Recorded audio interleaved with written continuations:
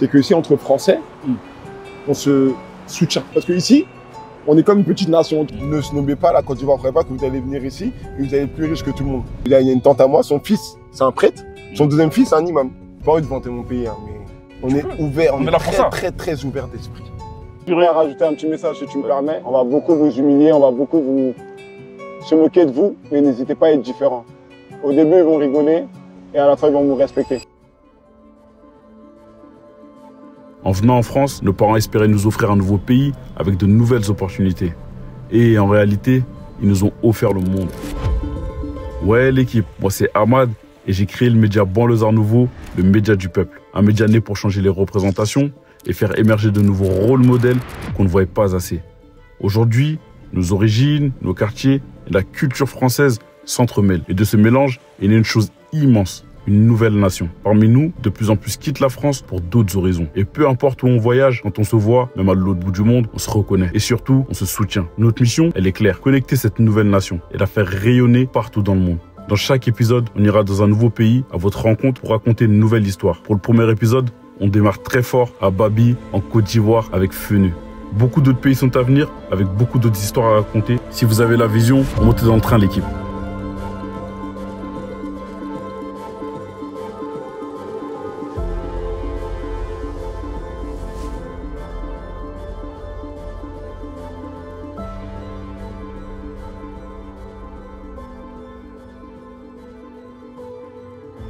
Ouais l'équipe, Banlieusard Nouveau, c'est comment? Ça se passe ou quoi? Enfin, on est content, on lance notre nouveau format, Le Monde ou Rien. Et dans le premier épisode, on commence très fort, en direct d'Abidjan à Babi. On a été reçus par Feneu, c'est comment? Comment tu vas? Tranquille ou quoi mon ref? Bien et toi? Ouais, ça va, Dieu merci. Merci pour l'accueil, les champions d'Afrique. Au plaisir. Toi, très chaleureux, on aime beaucoup. C'est chez toi ici. L'objectif pour nous, ça va être pendant les 2 prochains jours là, Ok. d'être en immersion avec toi. Ok. Tu vois, il y a pas mal de gens qui connaissent pas vraiment aujourd'hui ce que tu fais ici. Ouais. À part les 2-3 snaps que tu peux mettre, Ouais. nous on va vraiment vouloir montrer c'est quoi ta vie ici. T'es pas mal entre la France et la Côte d'Ivoire, t'as quand même gardé un pied là-bas. Ouais. Récemment, t'as lancé Kimi sur moi. C'est ça, ma nouvelle T'as vraiment pour ambition de booster les quartiers. L'idée, ce serait de voir un peu l'impact que Feneu, il pourra avoir demain, même tout en restant sur le continent. Ok, pas de souci. Donc voilà mon frérot. 2 jours avec moi. 2 jours avec toi. J'espère que t'es prêt. Feneu, là, ça fait combien de temps maintenant que t'es arrivé ici? Ça fait, je suis arrivé en 2023, décembre 2023. Donc là, ça fait bientôt 2 ans. Ouais, bientôt 2 ans. C'était quoi le déclic? Pourquoi avoir voulu revenir en Côte d'Ivoire alors qu'en vrai, dans la posture dans laquelle tu étais, on peut se dire que tu avais entre guillemets déjà terminé le jeu? Ouais. Pourquoi? Parce que pour moi, j'avais fini, comme tu dis, le jeu entre guillemets en France et je voulais avoir de nouveaux challenges. J'ai décidé de revenir dans mon pays d'origine, tu vois, et m'installer à Abidjan. C'était déjà une idée que j'avais en tête pour le futur, tu vois, avec ma femme et mes enfants. C'est un rêve que tout le monde a, retourner au pays une fois que on a fini le boulot en France, et j'ai décidé d'anticiper et de le faire plus tôt. Quand on vient avec la posture de Feneu, c'est-à-dire qu'en France, tu as fait ce que tu avais à faire très vite. Ouais. On vient ici, on se dit on va repartir à zéro. Comment on le vit? Il y a cette appréhension parce que en France, je suis Feneu, mais ici, je suis personne, entre guillemets, tu vois. Je suis personne, donc ici, je repars à zéro. Donc quand je fais mon business de location de véhicules, c'est clair que dans les débuts, j'ai la peur que ça fonctionne pas, j'ai la peur que les gens soient pas intéressés, tu vois. Mais j'ai la chance d'avoir beaucoup d'expats ici et beaucoup de vacanciers qui viennent, donc automatiquement, ils se réfèrent à moi, tu vois. Donc mon public français, quand ils viennent ici, c'est Babi Location qui choisit, tu vois. Comme ils connaissent pas trop, le seul Français qui connaissent qui fait des locations de véhicules, c'est moi, donc voilà. Mais c'est vrai que dans les débuts, j'avais ce stress, mais moi, j'aime bien repartir de zéro. C'est un peu mon dada, tu vois, la communication, repartir à zéro, faire grimper l'entreprise. C'est mon métier premier, tu vois, la communication. Donc, j'étais stressé, mais tout roule. Tout roule. Tout roule. Et du coup, pourquoi la location de voiture? La location de véhicule, parce que dans un premier temps, il y a de l'argent. Tu vois, faut être clair, net. Il y a de l'argent dans un premier temps. Et dans un deuxième temps, je voulais vraiment que ma communication, qui est mon point fort, m'aide dans mon prochain business. Ça reste, entre guillemets, dans mon monde quand même. Tu avais essayé un bon truc en plus juste avant la CAN, justement. Tu as fait un petit spot vidéo. Un petit spot vidéo avec Sponge. C'est mon dada, c'est ce que j'aime faire. Donc maintenant, tout le monde où je vais attend mes petites vidéos, mes petites capsules de 30-40 secondes.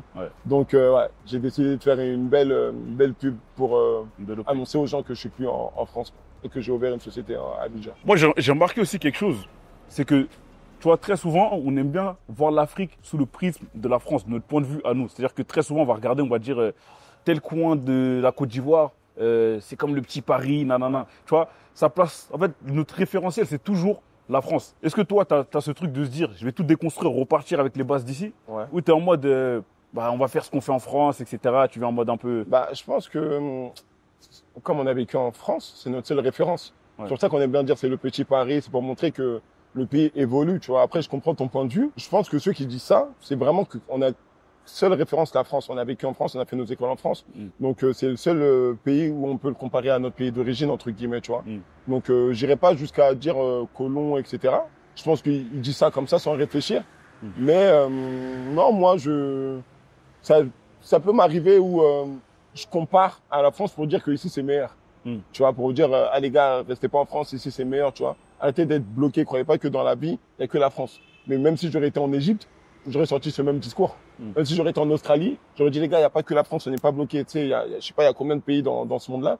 Venons, on voit autre chose en fait. On n'est pas destiné à rester en France, en France, en France. Donc moi, j'ai toujours encouragé les gens à sortir de ce pays-là. Pas qu'il est mauvais, tu vois. On va pas dire que la France c'est nul, mais il y a d'autres choses à faire. Vous voyez d'autres horizons, tu vois. Votre avenir, il est ailleurs, tu vois. Ouais. Il n'est pas obligé d'être en France. Le fait en tout cas de voyager, c'est quelque chose qui t'ouvre l'esprit. De fou. Tu penses différemment.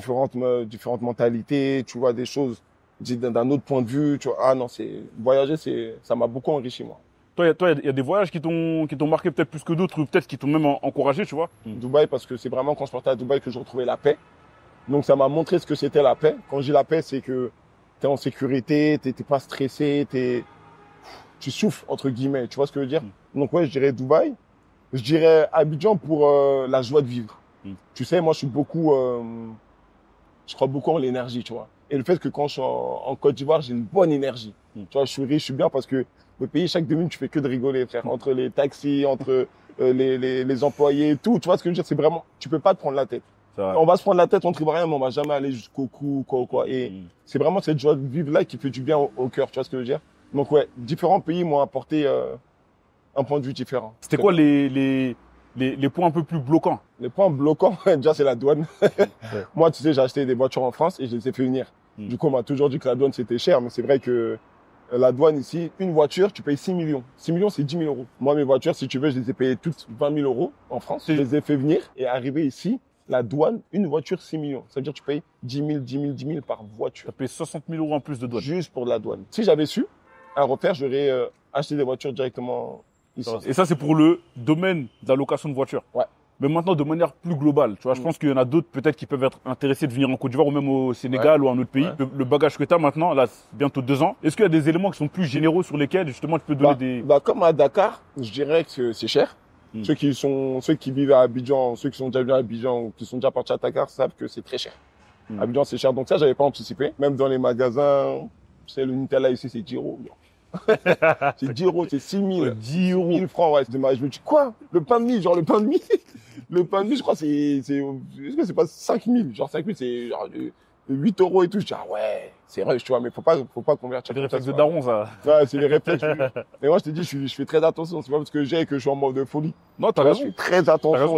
T'as raison. Quand c'est cher, je me dis, ah ouais. Après, c'est un prix. Je pense que, tu vois, aujourd'hui, si tu veux garder un peu ton train de vie de là-bas. C'est ça. C'est le prix à payer. Non, moi, ça me dérange pas j'ai même pas de garder mon train de vie de là-bas. Hein. C'est juste que, quand j'ai envie de me faire plaisir, des fois, le Nutella, c'est important. Tu vois, des petites crêpes et tout. C'est important. Donc, des fois, ouais, tu vois, je suis obligé de m'adapter à ce que je faisais en France. On parlait du Sénégal. Ouais. T'as un moment de ta vie où t'as vécu un peu là-bas. Ouais. T'avais même commencé, je pense, à t'installer. T'étais entre le Sénégal, la Côte d'Ivoire et la France. Ouais. Est-ce qu'aujourd'hui, t'as encore pour projet de t'installer là-bas? À Dakar? Ouais. Non, parce que mes business, ils sont ici à Abidjan. Et je suis plus à l'aise dans mon pays. C'est très dur de s'installer, même moi, pour mon propre pays, Abidjan. Si tu veux, ici, je suis français, mais quand je suis en France, je dis je suis ivoirien, tu vois. Mais pour eux, ici, je suis un français, tu vois. Donc, je dois refaire toutes mes marques, entre guillemets. Donc, c'est déjà assez dur de s'installer dans son propre pays. Mais après, Inch'Allah, on ne sait pas ce que la vie nous réserve pour aller investir dans d'autres business à l'étranger. Pourquoi pas? Ça peut être à Marrakech, ça peut être à Dakar, comme à Tunis, tu vois ce que je veux dire? Je me mets pas de porte. Je suis pas fermé à ça, à vouloir explorer d'autres continents. Des fois, je fais beaucoup d'allers-retours, tu vois. Mais je sais que quand je vais en Côte d'Ivoire, c'est pour m'apaiser. Et je dirais même pas à Abidjan, je dirais par exemple à Assini, à Bassam, tu vois. C'est des petites villes à côté d'Abidjan où j'ai la paix. J'ai la paix parce que je suis seul. Sur la tête, il n'y a que la mer autour de moi. Il n'y a que des enfants qui sont en train de jouer et tout. Tu vois ce que je veux dire? Donc, j'ai besoin de ça des fois pour me ressourcer. Faut pas, tu sais, moi, je rigole pas avec la santé mentale. C'est très important. J'ai beaucoup négligé ça. Okay. La santé mentale, je te jure, ça fait tout. Ça peut détruire des hommes. Surtout nous, on est des hommes, tu le sais. Ouais. On a beaucoup de poids sur nos épaules entre nos familles, nos femmes, nos enfants, notre grande famille, nos frères et sœurs, nos mamans, nos parents. Tu vois ce que je veux dire? Et toi, tu as eu des moments un peu comme ça, même depuis bien ici. sûr. Hein. Déjà, on sait qu'en France, il y a eu des moments un peu compliqués dans ta carrière, mais même ici aussi, arrivé ici encore. Bah, ici, un peu moins, parce que maintenant, j'ai réussi à prendre soin de ma santé mentale. Avant, je la négligeais beaucoup, tu vois. Aujourd'hui, j'ai su parler, discuter quand il y a des choses qui ne vont pas. Tu vois, t'appelles ta mère, tu discutes. Avant, je gardais tout en moi. Mais c'est bien d'échanger, de discuter. Faut pas garder trop les choses pour soi, parce que tu peux devenir fou. Tu vois. Quand t'as pas de conseils, tu sais, il y a beaucoup de gens qui sont comme ça, ils gardent tout pour eux. Et les jours où ça explose, et on comprend pas, ah ouais, c'est suicidé, pourquoi? Ah ouais, elle est mal, ah ouais, il a serré. Mais la personne, en fait, elle gardait trop de choses dans son cœur jusqu'à ça a noirci son cœur. Donc, en parler, ça libère la personne. C'est très important d'en parler, tu vois. Donc, moi, maintenant, je suis dans celle-là. J'en parle ou je vais me vider la tête. Tu vois, avant, je me vidais pas la tête. Je savais que j'étais mal au travail, mais je partais quand même le lendemain. Tu vois ce que je veux dire? Je savais que cette personne, elle était nocive pour moi, mais je restais quand même avec cette personne. Donc, maintenant, je suis dans un truc où, ah, ça va pas nous deux, salam alaikum, tu vois. Ah, toi, t'es mon ami, mais salam alaikum, tu vois. Sans être dans le conflit. C'est juste que nos énergies, s'accouplent pas ensemble, tu vois. Ah, ça, c'est pas... N'hésitez pas à lâcher prise. Forcez pas. Aujourd'hui, alhamdoulilah, je suis heureux. Avant, pour dire que je suis heureux, c'était chaud, frère. Et quand tu dis avant, c'est avant même quand tu avais déjà commencé à percer ou... Ah non, là, quand je dis avant, c'était il y a 2 ans. Il y a 2 ans. Moi, j'ai commencé à connaître le bonheur là il y a 2 ans, peut-être. 1 an, 2 ans. Parce qu'avant, le feneux qui raflait tout, on en parlait tout le temps dans les charts, les gens ils voyaient en mode réussite, tout ça. Ouais, mais c'est pas parce que tu réussis que t'es heureux. Il y a plein de gens qui réussissent, mais ils se rendent pas compte de leur fierté. Par exemple, là, avec l'émission QMSL, on a fait 100 000 en un jour. Là, franchement, je suis heureux. Là, parce que je sais pas, c'est ma victoire, je suis content. Là, franchement, c'est là où je retrouve la paix. Mais arrivé un moment où je faisais des bonnes choses, mais si on me le dit pas, moi, je vais pas le voir, je vais dire, c'est rien ce que j'ai fait, tu vois. Je me négligeais moi-même, tu vois. Et là, j'arrive à être heureux, donc, Je suis totalement d'accord, il a raison. Prenez soin de votre santé mentale, c'est hyper important. Est-ce que tu sais, moi, ce qui me rendrait heureux là maintenant? De manger. Voilà, mon gars. Allons manger, frère. Bon, c'est quoi le menu? Là, on va aller au Maori chez un frère à moi, aussi qui vient de Paris, justement, qui a ouvert son restaurant ici. Donc, je voulais vraiment mettre en lumière vraiment les banguistes, c'est comme ça qu'on nous appelle ici, les banguistes, qui sont venus faire leur Eldorado ici et qui ont ouvert des sociétés.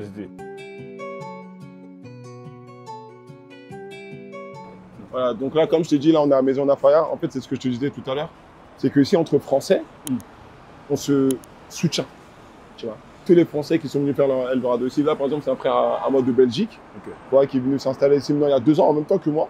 Et maintenant, je me coiffe ici. Lui, quand il doit louer une voiture, il va chez moi. Là, tout à l'heure, on va manger dans un restaurant. C'est un Français aussi. Tu vois ce que je veux dire? Donc, entre Français, parce que ici, on est comme une petite nation. Tu vois, on est content en France d'être ivoirien, mais ici, on est content d'être français. Parce qu'on est entre nous, on est une petite population, on se soutient, on fait avancer les business. Je pense qu'aujourd'hui, en tant que Français, en tout cas, de quartier, on est une nouvelle nation. Et peu importe partout où on va dans le monde, en vrai, qu'on se retrouve entre nous. C'est ça, quand on se retrouve entre nous, parce que on comprend. Quand tu es à l'étranger, quand tu es un Français, tu dis tu es content. En français, on est yom d'être français, mais quand tu es à l'étranger, tu entends juste la langue française, tu es content. C'est mortel, de ouf, de ouf. Pardon, c'est en France ou j'ai visité toute l'Afrique. J'ai fait beaucoup du pays. Pourquoi tu t'es arrêté ici? Ah, moi c'est normal, c'est mon deuxième pays, frère. C'est mon deuxième pays. Alhamdoulilah, on sent comme mes frères. Et t'aimes bien, tu kiffes? Ah, alhamdoulilah, je suis avec mes enfants. J'ai 2 enfants, ils ont né ici. Oui, frère, oui. Oui, merci. Ensemble là. De l'heure en tout cas. Dans la tête heureux, c'est pas frère. Merci beaucoup, frère. On se sent toujours ensemble. Merci.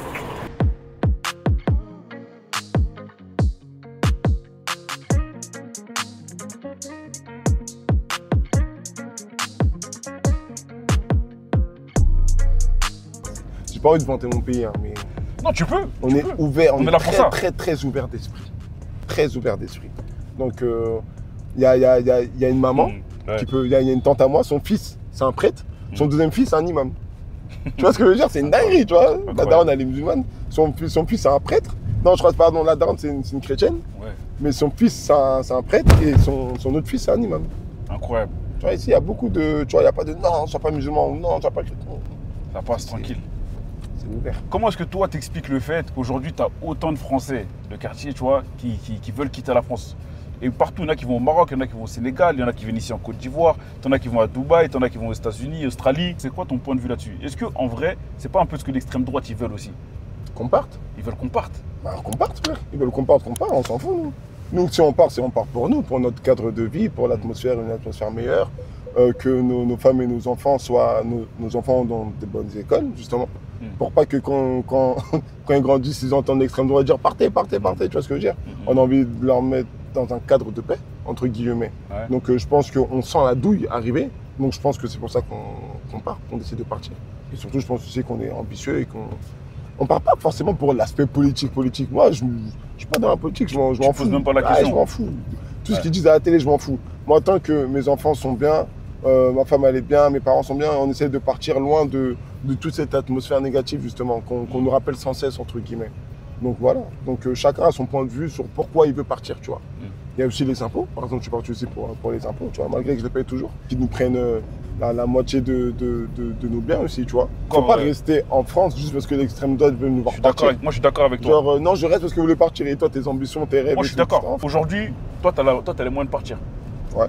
Pour pouvoir partir, il faut les moyens de le faire. Tu penses que tous ceux qui partent, c'est parce qu'ils ont les moyens? Je te jure, il y en a qui, avec peu de moyens, ils refont leur vie. Dans les débuts, ils vont dormir chez la teutan, ils vont dormir chez une tante à eux.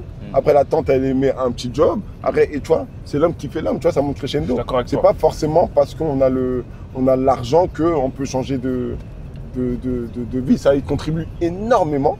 Mais il y en a aussi qui ont... En fait, je dis ça parce que j'ai pas envie que les gens se disent « Ah, j'ai pas d'argent, je peux pas partir. » Ouais, en fait, pour moi, aujourd'hui, même l'état d'esprit, c'est une capacité... Tu vois, le fait, si tu as une certaine gamberge, eh ben, tu as un avantage par rapport à d'autres. Et pour moi, mentalité. Voilà. Tu vois, le fait de se dire, bah écoute, moi, j'accepte de partir de zéro, pour moi, c'est un moyen, c'est une capacité que beaucoup n'ont pas. Est-ce que, tu as vu, nous, on n'aurait pas aussi également un rôle à jouer? Aujourd'hui, ta parole, elle a du poids. C'est-à-dire que si Fenu, il dit, c'est tuba de rester en France, ça aura un écho chez beaucoup. Si Fenu dit, c'est bien d'aller visiter le monde, aller regarder d'autres choses, mais pensez peut-être à ceux qui aussi sont derrière nous là-bas en France, ça peut avoir un autre poids, tu vois. Et du coup, je veux vraiment avoir ton point de vue. Je pense vraiment chacun a son point de vue là-dessus. De toute façon, moi j'ai toujours dit, j'ai toujours été clair et net et précis. Avant d'encourager les gens vers quelque chose, il faut que moi-même je vive là-bas, tu vois. Comme tu as dit aujourd'hui, ma parole a un minimum de poids. Donc je ne vais pas dire aux gens, venez en Côte d'Ivoire et quand ils viennent en Côte d'Ivoire, ils voient que c'est cher et tout. Comme tout à l'heure, j'ai expliqué, c'est cher la Côte d'Ivoire. Le Nutella, il est à 6 000, ça fait 10 €. Moi, tu vas me dire, je suis fou, mais en gros, c'est pour leur faire comprendre que c'est pas facile. Ne se nommez pas la Côte d'Ivoire. Ne croyez pas que vous allez venir ici et vous allez être plus riche que tout le monde. Parce que la richesse que j'ai en France et la richesse que j'ai ici, je suis son père. Je sais pas si ici, des riches, des plus riches que moi, il y en a, je suis un petit peu ici. Ici, là, je suis un petit peu, frère. Déjà en France, je suis un petit peu, ici, je suis un petit peu. Ça veut dire que tu peux pas... Avant, on aurait pu avoir cette mentalité où, ah bon, là, je suis bien financièrement, et ben, quand je vais arriver en Côte d'Ivoire, bah vas-y, je vais les impressionner, entre guillemets. Parce qu'il y a 10 ans, quand tu venais dans ton pays d'origine, c'était, ah, il y a le français, donc tous les cousins, cousines, ils venaient te demander de l'argent et tout. Toi, tu étais un peu distributeur automatique. Ouais. Aujourd'hui, que nenni, hein. T'es personne, frère.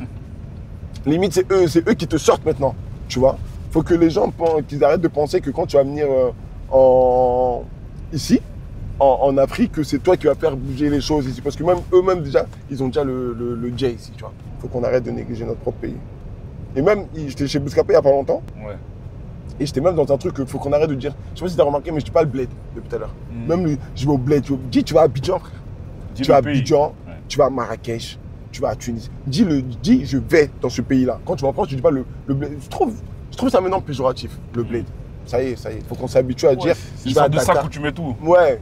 Non, mais même, je vais à Dakar. C'est beau de dire je vais à Dakar. Je vais au bled. Ça y est. Nous-mêmes, combien de fois on disait le blédard pour appeler un Ivoirien. Un Ivoirien qui venait ensemble. Tu vas à Gare du Nord, on va dire, ah, les blédards, ils sont là. C'est dingue.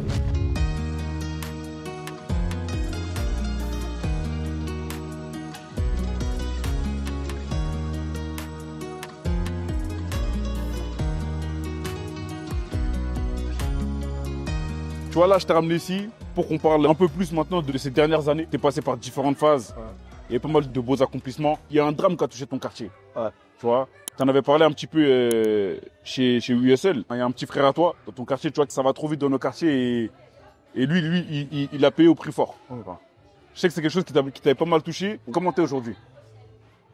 Ça va bien. Ça va bien. J'ai pris du recul sur ça et j'ai appris que c'est le cycle de la vie. On est, on meurt, on est, on meurt, on est, on meurt. Juste après ça, on a appris d'autres drames, tu vois. J'ai perdu un ami d'enfance aussi à moi qui s'appelait Mougli, tu vois. Là, il n'y a pas plus tard, il y a moins d'1 an.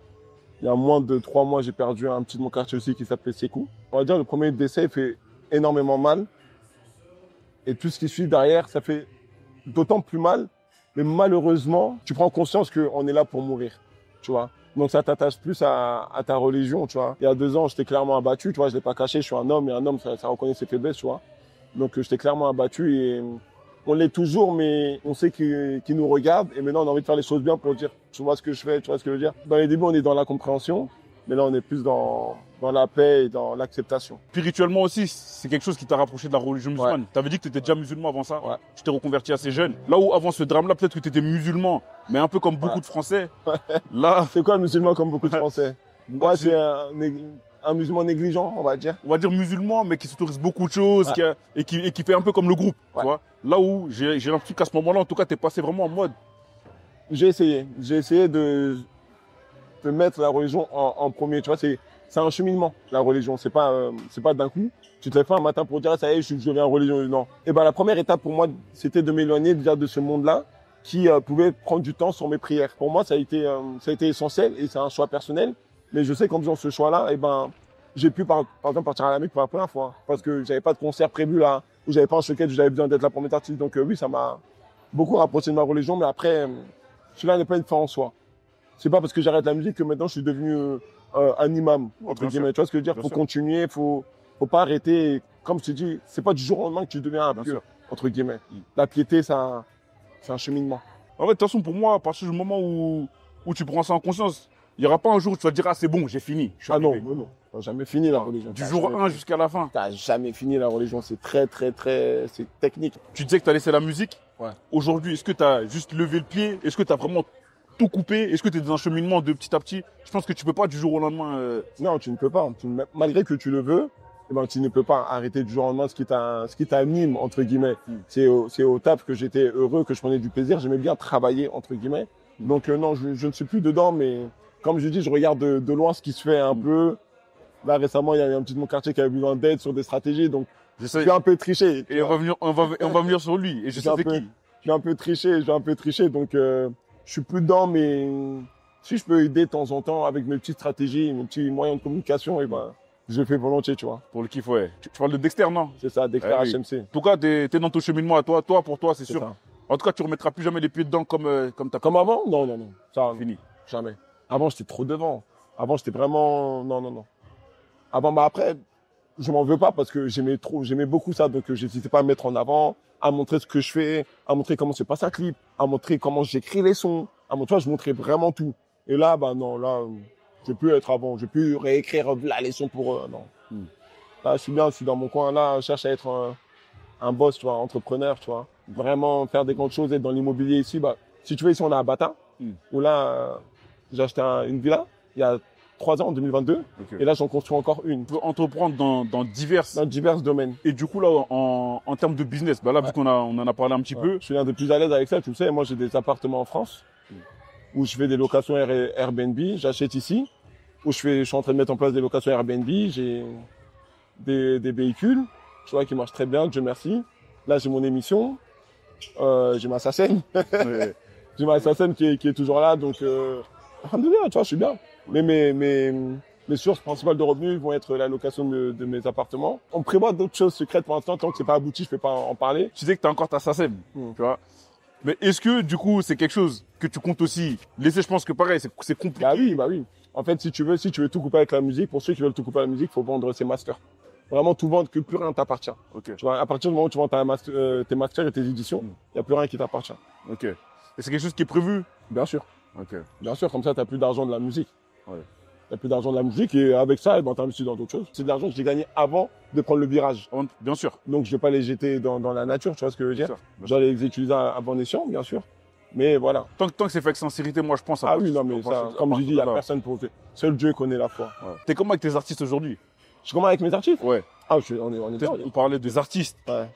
avec lesquels tu as pu travailler, Ouais. à qui tu as permis de pouvoir en tout cas toucher du bout des doigts leurs rêves, Ouais. pour certains, tu vois. Ouais. J'ai entendu parler de toi en dehors de la musique aussi. En dehors de la musique? Il y a d'autres personnes qui ont eu des carrières derrière, tu vas voir tout de suite de quoi je parle, Ouais. qui ont pu avoir des carrières, qu'on puisse développer. Ouais. On a rencontré ton chemin. Ouais. Il y en a deux, moi, par exemple, que j'ai en tête. Tu as Ouais. Basma, Ouais, Basma. Base de Plug, qu'on a pu interviewer, tu vois. Ouais. À un moment décisif, après, elle a vraiment derrière, elle a attrapé, c'est une bosseuse, tu vois. Ouais, c'est une Pas, bosseuse. c'est du costaud, tu vois. Ouais, c'est une vraie Mais en tout cas, il y a eu le petit déclic sur lequel tu étais.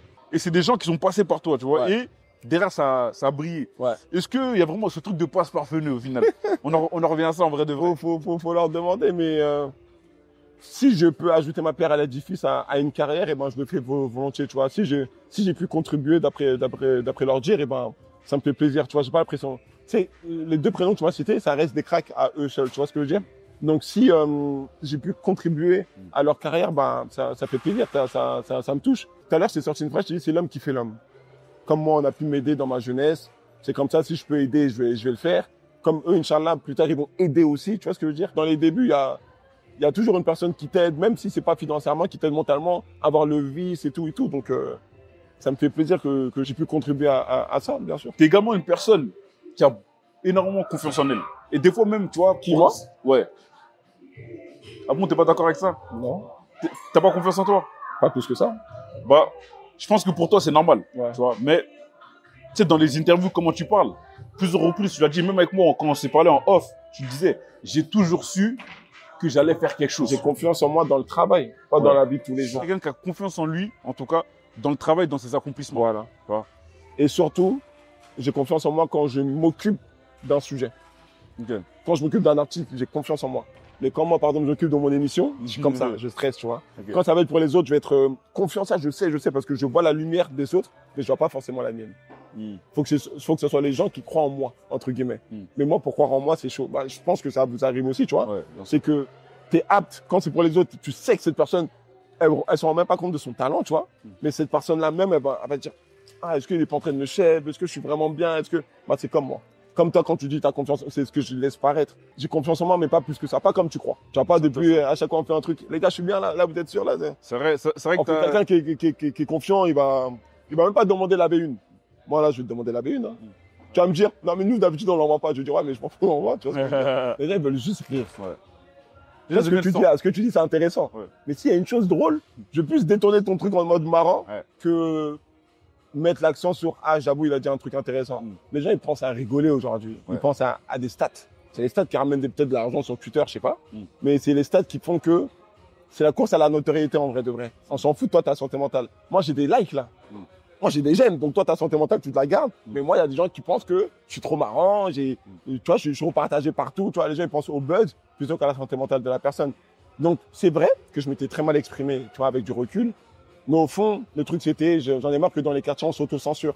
Arrêtons, on peut voir autre chose, avoir d'autres rêves qu'être un simple footeux ou un simple rappeur, tu vois. On peut très bien être caméraman, être photographe, faire d'autres sports, type comme le basket. Tu vois, c'est vraiment pour élever les consciences, tu vois. Et les gens on proposé pour dire, ah, il fait le mec différent. Mais après, il est vrai que je m'étais très mal exprimé, tu vois, à cette époque. Et mais voilà, aujourd'hui les gens, à cette époque-là, je pense que c'était les stats le plus important plutôt que le message. Et aujourd'hui, je pense que comme tout le monde a pris de la maturité, et ben c'est aujourd'hui qu'on me donne raison pour dire que arrêtez de nous briser. Donc moi, ça me dérange pas qu'on me donne raison 5 ans après. En tout cas, j'ai vu quelques commentaires, tu vois, de pas mal de gens, tu sais, qui étaient même en mode, ce mec-là, il est inspirant. Quand t'as commencé à communiquer sur qui mise sur moi, tout ça, tu vois, il y en a plus d'un. Mais je me suis dit, comment ça se fait qu'à cette époque-là, ces gens-là, ils sont pas manifestés? Bah, je pense qu'ils se sont pas manifestés à cette époque-là parce que tout simplement, c'était pas aussi inspirant que maintenant. Entre 2020, c'était en 2020, l'interview, c'était à 5 ans. En 5 ans, il y a eu beaucoup de choses dans ma vie, beaucoup d'épreuves, et je pense qu'ils ont vu que j'ai assuré, tu vois, que ça soit mes artistes, que ça soit aujourd'hui ma location, aujourd'hui qui mis sur moi. Donc là, peut-être ils sont forcés d'admettre que je suis inspirant sur le côté travail, tu vois. Et je pense qu'à cette époque-là, je venais de commencer ma carrière. Donc, t'es qui toi? Tu viens, tu parles, tu vois, peut-être c'est assez tôt. C'est vrai que j'avais entrepris avec ma marque Get l'Ascension, mais j'étais encore assez jeune. J'avais que 23 ans à cette époque-là, tu vois. Donc, 23 ans, c'est jeune. Et moi, je vais même acheter quelque chose. Mais là, c'est vraiment moi personnellement, tu vois. Je pense aussi, il faut que les gens ils comprennent aussi une chose, parce que ceux qui t'ont tiré dessus, c'est les gens de notre communauté, tu vois. Bien sûr. Pour beaucoup. Et moi, je pense que ce qu'il faut que les gens ils comprennent aussi, c'est que En fait, tout le monde n'a pas le même degré d'éducation sur ces sujets-là, tu vois. Et les gens, ils parlent avec les moyens qu'ils ont. Et tu as vu, des fois, toi, tu t'es relevé, tu as rebondi derrière.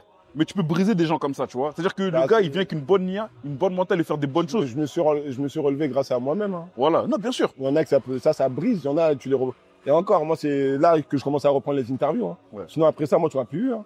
Mais frérot, avec Sherman, parce que j'ai vu que Sherman, c'était une bonne personne. ça fait combien de temps qu'on parle? Ouais, ça fait longtemps. Ça doit faire au moins 2-3 ans déjà. 2-3 ans. Et je voulais pas. Oui. Je voulais pas parce que je me suis dit, j'ai pas besoin de ça. Moi, quand je parle, je suis vrai. Je vais pas faire une interview pour que tu m'aimes. Je fais une interview pour dire mon ressenti et pour être véritable. Je suis pas là pour... Et tu sais, les gens aujourd'hui font des interviews pour plaire. C'est-à-dire, ils vont pas dire ce qu'ils ressentent. Merci. Ils vont dire ce que les gens ont envie d'entendre. Ouais. Parce qu'ils ont besoin de se sentir aimés. Alors que moi, quand je parle, j'ai besoin d'être vrai, j'ai besoin de vider mon sac, entre guillemets. Donc, c'est clair, il y a des choses que les gens vont être d'accord. Les gens vont pas être d'accord, tu vois. Mais je suis pas celui qui va dire des choses pour te faire plaisir. Ouais. Donc, je préfère inciter les personnes en bien. Et un jour, si quelqu'un te voit faire un truc mal, bah, merde, tu vois. Ouais. Plutôt que inciter les gens au mal. Ah non. Mais carrément, de toute façon, là, je pense que ça, ils nous ont livré. Moi, je suis... Vous savez, frère, moi, je résiste plus, là. Tu résistes plus? Je résiste plus, mon frérot. On voit le plein. Ils ont switché nos Tu l'es assiettes. brisé. Ils ont switché. Merci beaucoup. Ça, c'est mon pour frère. Watt. Bon appétit. Bon appétit, mon frérot. Donc, on continue demain? On continue demain.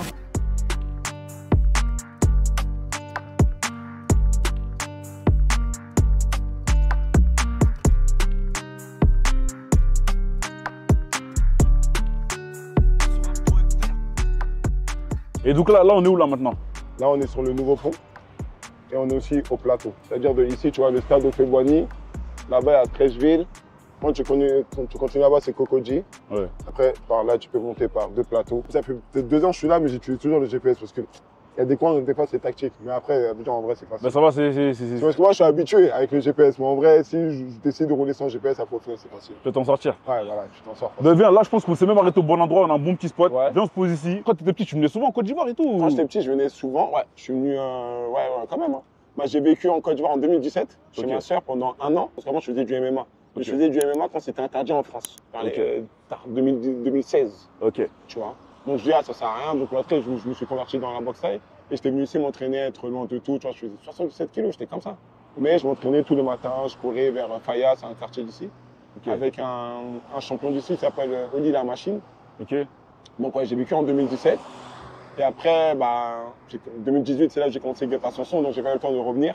Et après, en 2022, quand j'ai décidé de lever le pied un peu sur la musique, et ben là, j'ai pu revenir et là, je me suis pris une claque. Parce qu'entre 2017, où j'avais pas l'argent, où j'étais chez ma sœur, et surtout, j'étais assez jeune, tu vois. Et en 2022, ou 5 ans après, où j'ai de la maturité, où j'ai un peu de moyens, tu vois la vie différemment, tu vois. Quand t'es avec ta sœur, t'es obligé de sortir avec elle, c'est elle qui te montre un peu les bails, tu vois. Alors que là, quand j'étais venu seul, c'est moi qui a loué ma propre voiture, tout. Donc, j'ai redécouvert mon pays, entre guillemets. En tout cas, c'est cool. Moi, j'aimerais aussi qu'on revienne sur un sujet. Ouais. Il y a de ça quelques mois, j'étais allé dans ton quartier. Ouais. Et il s'avérait que malheureusement, ça correspondait à un jour assez triste quand même. C'est pour le lendemain de Sékou, non? Voilà, c'est ça. Okay. C'était le lendemain où il y avait eu un petit ton quartier Sékou, paix à son âme, tu vois, qui était décédé, tu vois, à cause d'une énième rixe. L'ambiance, elle était lourde dans ton quartier. Tu vois, j'étais venu te voir même toi, tu vois, on se parlait, mais ça sentait que, tu vois, comme vous dites, tu vois, ça va que tu avais un gourmand, tu vois. Ouais. Mais je pense que c'était aussi lié au fait que la plaie, elle était encore ouverte. Ouais, et je pense aussi qu'au bout d'un moment, tu es découragé. Ouais. Tu vois, tu veux bien aider les petits frères, mais ça te décourage de savoir qu'ils s'entretuent malgré que tu leur parles tous les jours, tu vois. Par exemple, il y a Adama Traoré qui fait des vidéos j'ai l'impression chaque lundi, je vois sa tête en train de faire des vidéos. Et au bout d'un moment, même si on est là pour les petits frères, tu parles 1 fois, 2 fois, 3 fois, au bout d'un moment, ça te décourage, mais la plaie, elle était ouverte, c'était le lendemain d'un drame, donc je pense qu'après, la fougue revient où tu as envie d'aider les petits frères, tu vois. Et je pense que même si tu es un petit frère, tu as déjà accompli ta mission. On n'est pas là pour refaire le monde. On sait que des rixes, ça existe depuis même notre génération, tu vois. On a tous été dedans, même avant nous, tu vois. La plupart des quartiers, ils sont en guerre à cause des grands. Ça veut dire, c'est les petits qui meurent pour des histoires que les grands, ils ont créées. Les grands qui ont refait leur vie. C'est un héritage, ouais, effectivement. Tu vois ce que je veux dire? Les grands, ils ont refait leur vie, mais les petits frères, ils meurent pour des histoires que eux ont laissées. Tu vois ce que je veux dire? Donc, on est contre, on va toujours combattre les rixes, entre guillemets. On va pas laisser nos petits frères mourir. Et justement, en créant cette émission QMSN, j'essaie de montrer aux petits frères qu'il y a des projets, qu'il y a d'autres choses à voir. Comme je disais, qu'on arrête de s'auto-censurer les frères, tu vois. Arrêtez de croire qu'on est bloqué. Parce que c'est vraiment, par exemple, dans du 91, c'est la banlieue pure, tu vois ce que je veux dire? Il n'y a pas de magasin de luxe à côté, il n'y a pas de bar, on voit rien. Tu vois ce que je veux dire? On va prendre le centre-ville, il faut prendre le bus pour aller voir le centre-ville. Pour aller retirer de l'argent, pour aller prendre le bus. Tu vois ce que je veux dire? Pour te dire que c'est chaud. T'es vraiment dans un tunnel vision où tu vois peu de choses, entre guillemets, tu vois. Donc, à travers QMSM, je leur montre que tout est possible. Il y a d'autres portes de sortie, qu'on arrête de s'auto-censurer, qu'on arrête de minimiser nos rêves. Ouais. Tu vois. Okay. Croyons en nous. Tu vois, vraiment, vraiment. Croyons en nous. Minimum. Et osez. N'hésitez pas à oser. Ne soyez pas en mode, ah, j'ai peur du jugement. Ah, les amis vont me juger. Non, en fait. Et tu vois, et ça va passer. Au bout d'un moment, ils vont vous respecter. Parce que vous avez su briser les barrières, entre guillemets, tu vois. Bah, c'est très bien, en tout cas, que là, t'es parlé qui mise sur moi, tu vois. Ouais. Et je trouve que c'est un très bon outil aujourd'hui qui pourra permettre de changer des choses. Ça va aller super loin. Bah, tu sais quoi, moi, QMSM, j'y crois beaucoup. Tu vois, c'est mon projet, je vais me battre pour, tu vois. Et je pense vraiment qu'on peut briser des barrières. Vraiment. Je pense que le projet qui a commencé une simple émission que je finance, elle va aller à un niveau où moi-même, ça va me surprendre. Tu vois. Où vraiment, les enfants issus de banlieue vont se faire entendre. Et vous allez voir qu'ils sont déterminés et qu'ils sont ambitieux. En venant de banlieue, on peut avoir des bêtes d'idées. Comme les deux jeunes qui ont gagné, ils viennent de Lyon, Uber Eats de viande. C'est fort. Non, c'est vrai. Et demain, en faisant ça, Uber, une grande chaîne américaine, ils peuvent voler cette idée, par exemple. Ouais. Mais ça vient de banlieue. La banlieue influence vraiment le monde. Il y a plein d'exemples où la banlieue influence le monde. Tout bête. Là, récemment, il y a Milamal, tu sais, il a fait une photo de dos avec numéro 10 sans feu. Et Timal, il a fait ça à 4 ans. C'est un peu gros de dire qu'il a copié sur Timal ou quoi, mais on ne sait pas. Tu sais que Yaminaman, il est branché en français. Tu sais qu'il écoute Jul. Qui dit que dans la playlist de Jul, il a vu un Timal, il a vu ça, bah, il voulait faire pareil. Mais tellement la personne aujourd'hui, elle est trop haute, et bon, on va dire, ah non, c'est impossible. Limite, c'est Timal qui a copié Yamal qui a fait ça quoi après. Non, mais tellement qu'on ne veut pas croire en nos rêves, on est prêt à nous saboter nous-mêmes. En disant, mais non, c'est impossible que Yamal, il a vu Timal. Tu sais pas, frère. Et c'est pour ça que je pense que Qui mise sur moi, c'est un très bon outil. Le monde ou rien. C'est un tremplin, c'est le monde ou rien, c'est par nous, pour nous. Exactement. Toutes les phrases que tu veux là, c'est pour nous. C'est pour nous. C'est comme ça. Tout ce qui nous fédère, c'est bon à prendre. C'est bon à prendre. Je suis totalement d'accord avec toi. Une émission aujourd'hui comme Qui mise sur moi. Ouais. Parce que tu as investi de ta poche. Déjà rien que les 20 000 euros. Tu as investi de ma poche. Et en plus, il y a la prod derrière, des castings, le temps, etc. Et tout. Ça coûte combien à peu près? Déjà, la boîte de prod, ça peut me faire, faut que je regarde un peu les devis, mais 15 000 euros. La décoration, plus le studio. Parce qu'à 20h, tu dois quitter le studio. Si tu restes jusqu'à 23h, tu rajoutes 200 euros par heure. Donc, tu arrives à 6 500. On est déjà à 21 000 euros, 22 000 euros. Tu payes les employés qui m'aident depuis le début. Ça veut dire mon assistante production, mon assistante personnelle, les hôtesses. En tout, tu mets un bon 4 500. On est déjà à combien là? 27 000, 28 000. Plus tu rajoutes les 20 000 que tu dois donner, tu vois. Chaque membre du jury va faire un don de sa poche. Mais je pense que c'est moi qui vais mettre la plus grosse partie. Donc là, tu me rajoutes déjà un 10 en plus. Donc on est déjà dans du 35-40. Tu vois ce que je veux dire? Après, il y a la communication. Quand ça sort, il faut payer des influenceurs issus de nos communautés pour qu'ils en parlent. Pour promouvoir. Donc un TikTok, eux, ils vont me demander 500 euros, 300 euros. Donc tu donnes 300. Donc tu prévois un bon 3000 juste pour des TikTokers, tu vois ce que je veux dire, pour qu'ils en parlent. Et après ça, tu dois faire une pub sur TikTok quand toi tu mets le teaser. Ça veut dire quand toi tu mets le teaser, il faut que TikTok eux-mêmes, ils mettent la promotion. C'est différent. Il y a la promotion des influenceurs et ton propre truc. Donc ça, tu vises un peu, peut-être un 2000 euros. Tu vois, 500 sur ce. Donc on est peut-être à 50 000 euros. 53 000 euros, facile. Pour un épisode. Pour un épisode. Ouais. Tu vois ce que je veux dire pour un épisode. Mon gars, t'aimes les quartiers. J'aime, bien sûr, j'aime. Je viens de là. Donc je vais leur montrer que. Et j'aime bien. Merci de m'avoir demandé les détails. Parce que même si les petits frères demain ils veulent faire une chose comme un clip, ils veulent faire un clip. Vous pensez qu'un clip c'est que 1500 euros, tu appelles Sponge et tu payes 1500 euros, c'est faux. Minimum par clip, je suis à 10 000 euros. Minimum. Au moins. Ah ouais, comment? Ah ouais, ah non, Feneux, il abuse 10 000 euros. Ah ouais, tu veux que je te dise comment 10 000 euros, je connais par cœur. 1500 euros, Sponge. Tu as payé 1500 euros des influenceurs. Tu vois ce que je veux dire? Ouais. Donc, dans les 1500 euros, influenceurs TikTok, il y en a 5. Tu vois, que 5, 1500 euros. Moi, comme je vais pas dire que je suis gourmand, mais comme je veux vraiment que gestion explose, tu vas prendre 2 campagnes de 1500, 1500. On est à 3000 plus 1500. Ça fait 4500. Après ça, tu prends marketing YouTube, les ads, tu vois, histoire que ton clip il soit toujours en avant, pour qu'il espère un peu de vues, pour qu'il soit dans les tendances. Il faut vraiment que, tu vois, les clips avant les pubs, voilà, ça, tu payes 2000 euros. Okay. Donc, de 4500, 2000 euros, tu payes 7500. Après ça, il y a la tenue de l'artiste. La tenue de l'artiste, c'est généralement entre 500 et 600 euros. Donc, tu rajoutes encore 500.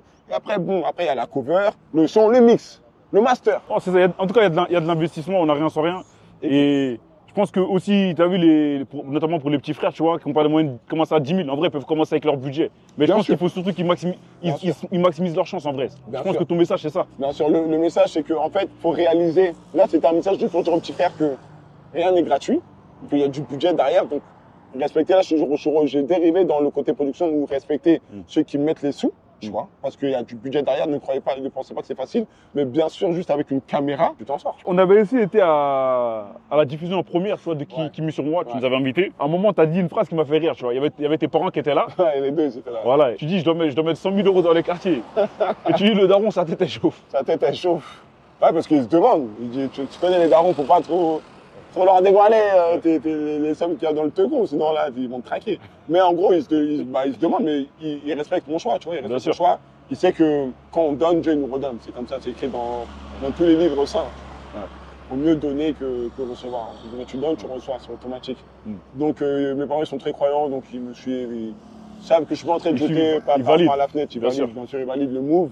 Et après, bon, je leur dis que je les blague un peu, tu vois, qu'il y aura des aides, qu'il y aura si. Ils savent pas que c'est moi qui finance tout. Tu vois. Mais le premier épisode, je voulais vraiment investir de moi-même. Je voulais sentir. Pas de subventions, je voulais pas tout ça là. Je voulais moi-même de ma poche être fier de moi. Et là, je le suis. Maintenant, c'est bon, je suis fier. Envoyer les subventions, tout ça. On va l'État, aider le feu. Aider le feu. Aider le feu. Voilà, aider le feu. C'est quand les prochaines candidatures, à peu près? C'est quand que l'épisode 2? Ils sont verts. Donc là, ils peuvent postuler. Bah, carrément, donne les infos. Dis-toi que non, les infos sont. En fait, moi, tu sais, les infos, je les donne une fois. Et le plus déter ira chercher l'info. Tu vois ce que je veux dire? Les gens qui viennent me voir, mais c'est où on s'inscrit? T'es pas déter. Parce que tu vas sur mon profil, tu regardes mes vidéos, je mets le mail, je mets tout. À partir du moment où, au lieu de chercher, tu demandes c'est où, t'es pas déter. Fais-le. T'as vu là, je vois le soleil, il commence à être dit. Je te dis. La lumière, elle commence à être douce. Je crois que c'est le go, il faut qu'on parte maintenant. Let's go. Après, on va louper ça. Vas-y.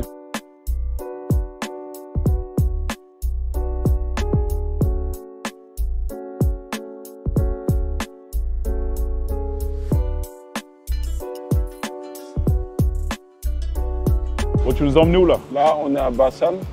C'est ici que je viens faire mes footings, c'est ici que je m'entraîne, c'est ici que je viens pour réfléchir. On va dire sportif, hein? Une fois, ouais, toujours.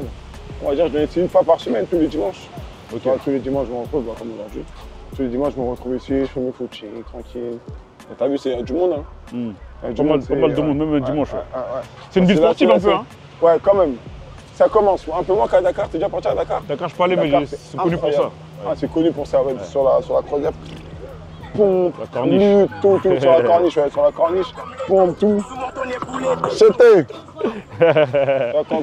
Quand tu dis c'était, la personne elle te dit une fois. Ça veut dire quoi ça? Imra. Ah, c'est Imra, ouais, il a ramené un délire, hein. Il a ramené un délire où quand on dit c'était une fois. C'est-à-dire c'est comme ça qu'on se reconnaît entre les gens qui l'écoutent. Bon, on arrive vers la fin de l'interview, tu vois. Pour moi, c'était important qu'on arrive, en tout cas à ce moment-là.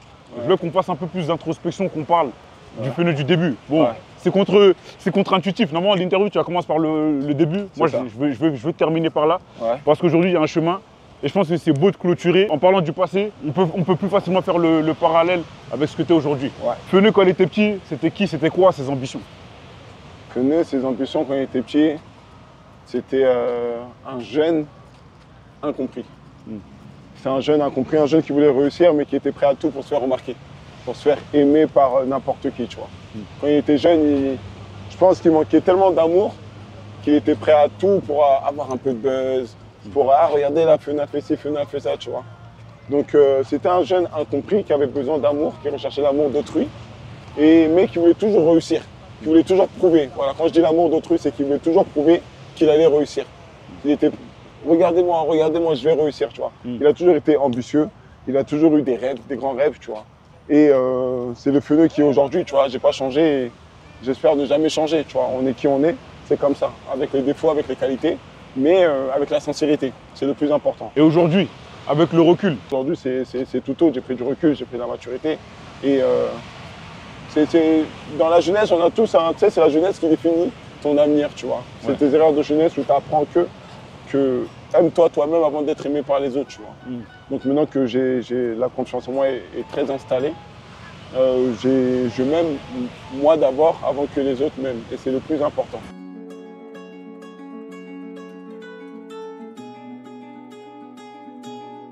Maintenant qu'on est posé, là on va vraiment aller sur la fin. Qu'est-ce que tu dirais aux petits feneux de l'époque qui avaient besoin d'attention, qui avaient besoin d'être vus?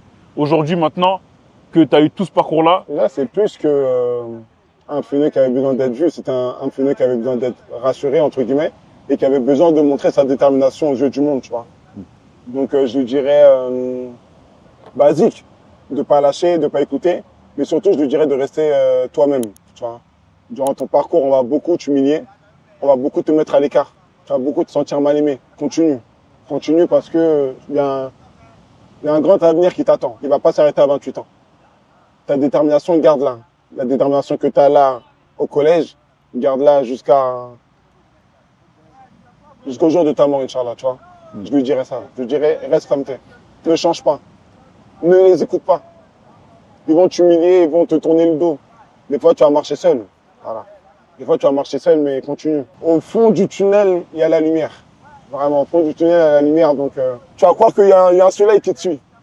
Tellement que toutes ces années de galère, vont se convertir en bonnes choses. Aujourd'hui, c'est ça que tu sens, ce soleil qui te suit. Ouais, le soleil, il me suit, frère. La lumière, elle est là. Parce qu'on a trop souffert et je ne veux plus jamais me laisser souffrir. Par la pauvreté, par l'humiliation. Je ne veux plus jamais prendre les choses à cœur. Avant, tu pouvais me dire une petite chose, je prenais ça à cœur. La défaite, c'est comment tu la gères. Tu vois, on peut dire t'es moche, tu rentres à la maison, t'es dégoûté, ah, je suis moche. Ah ouais, je suis moche, c'est pas grave, moi je m'aime. Ça dépend comment tu prends la chose. Tout est une question de perception. Tu vois, aujourd'hui, j'ai compris ça. Mais avant, c'était compliqué. Avant, je prenais tout à cœur. Les critiques des uns pouvaient changer ma vision des choses, tu vois. Aujourd'hui, sois heureux. Avant de vouloir être le meilleur, le best, sois heureux. T'as vu, tu peux être numéro 1, mais t'es pas heureux. Je préfère être numéro 5 et je suis heureux que numéro 1 et malheureux. Tu vois ce que je veux dire? Avant, c'était vraiment être le numéro 1. Montrer gars, regardez-moi, c'est mon nanana. Mais t'es pas heureux. Je te l'ai dit hier. Que tu me voyais sous l'effet des projecteurs, mais j'étais pas heureux. Là, aujourd'hui, j'ai un peu moins, mais alhamdoulilah, je suis heureux, frère. Avant de te comparer aux autres, sois heureux toi-même. C'est le plus important. Je te rassure, c'est le plus important. Sois heureux. C'est quoi la suite pour toi? Qu'est-ce qu'on peut te souhaiter? Souhaite-moi de la réussite, comme je me souhaite chaque matin. Souhaite-moi la santé et souhaite-moi d'être heureux. Souhaite-moi la santé et d'être heureux. Les victoires, tout ça, ça vient après. Avant les victoires, là, avant les réseaux sociaux, avant que je fasse un film, avant que MSM soit top 1, souhaite-moi d'être heureux. Bah écoute frérot, je te souhaite ça, dans ce cas-là, réussite, bonheur, santé également. Et je vais te souhaiter un truc en plus, continuer à avoir de l'impact et même avoir plus d'impact encore. Merci. Voilà. On va toujours continuer. C'est dans mes veines. Comme ça. C'est dans mes veines. Je suis toujours là pour motiver les miens. Toujours là pour nous élever. J'essaye, en tout cas, à ma petite échelle, tu vois, de transmettre la bonne énergie, le bon message. Et Inch'Allah, que ça continue, tu vois. Bon, l'équipe, on a fini sur ces belles paroles. Franchement, passer 48 heures, c'était excellent. Côte d'Ivoire, c'est magnifique. C'était un peu court quand même. C'était un peu court, je suis vert. On doit rentrer déjà demain. J'aurais aimé faire une petite semaine en plus, mais bon, on est venu pour une mission précise. Pour moi, c'est mission accomplie et j'espère que vous-même, vous serez content du contenu. On est allé le chercher, il nous a parlé vraiment de ses ambitions, il nous a parlé de là où il venait, il nous a montré là où il est aujourd'hui et je trouve que c'est très très fort. N'hésitez pas à nous dire le monde ou rien, qu'est-ce que vous en pensez, prochains épisodes, où est-ce que vous voudrez qu'on aille. N'hésitez pas à nous envoyer des recommandations également. N'hésitez pas à vous abonner, c'est hyper important. Comme je le dis dans chacun de nos contenus YouTube, la force du collectif, faut pas la négliger. Plus on est dans la communauté, plus on a de poids et plus on peut faire de choses. Bon les arts nouveaux, par nous, pour nous. Tu veux dire un que tu avant de clôturer? J'aimerais rajouter un petit message si tu me permets. Bien sûr, vas-y. Un petit message pour la jeunesse, à tous les ambitieux qui croient en eux. N'hésitez pas à être différents. Okay? On va beaucoup vous humilier, on va beaucoup se moquer de vous, mais n'hésitez pas à être différents. Au début, ils vont rigoler et à la fin, ils vont vous respecter. La période d'humiliation, elle va durer longtemps. Mais la période de victoire, elle va durer éternellement. Inch'Allah, c'est tout ce que je vous souhaite. Donc à la prochaine et ça me fait plaisir. À la prochaine sur ces belles paroles. Merci Feneux. Bon aux arts nouveaux. Par nous. Pour nous. Champion. C'est carré.